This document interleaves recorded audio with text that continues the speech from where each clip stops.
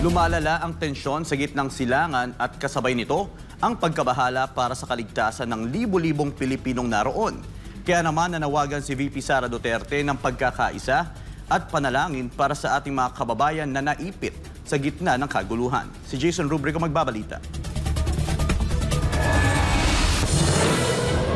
Sa gitna ng umiigting na sigalot sa gitnang silangan, ipinarating ni Vice President Sara Duterte ang kanyang taus-pusong malasakit para sa kapakanan ng mga overseas Filipino worker na naninirahan at nagtatrabaho sa rehiyon. Hinimok ni VP Sara ang sambayan ng Pilipino na magkaisa sa panalangin para sa kanilang kaligtasan.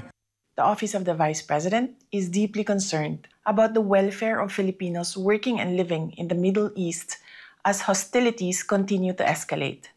As a nation, we should come together in prayer for the safety of our kababayans, even as we hope for the expeditious and peaceful end to the conflict.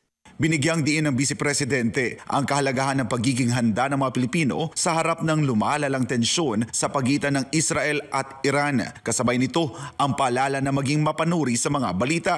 Ayon kay VP Sara, iwasan ang pagpapakalat at paniniwala sa maling impormasyon. Aniya, dapat tiyaking mula lamang sa mapagkakatiwalaang media ang mga detalye tungkol sa sitwasyon. Umiwas sa fake news, disinformation, at misinformation.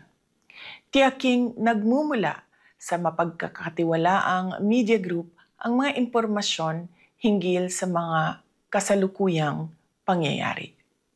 Pakinggan ang payo ng mga otoridad para sa maayos na evacuation at iba pang mga importanteng hakbang para sa inyong kaligtasan. Paalala ng bise, manatiling mahinahon at matatag sa kabila ng sitwasyon. Sa gitna ng pangamba niya ay dapat panghawakan ng bawat isa ang pananampalataya at pag-asa para sa kapayapaan. Sa kanyang pahayag, may panawagan din siya sa mga bansang sangkot sa kaguluhan na panatilihin ang dignidad ng sangkatauhan.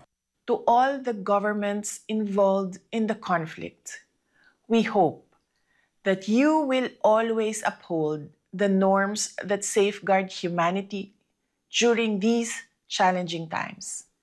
Para sa Diyos at sa Pilipinas kong mahal, ako si Jason Rubrico, SM9 News.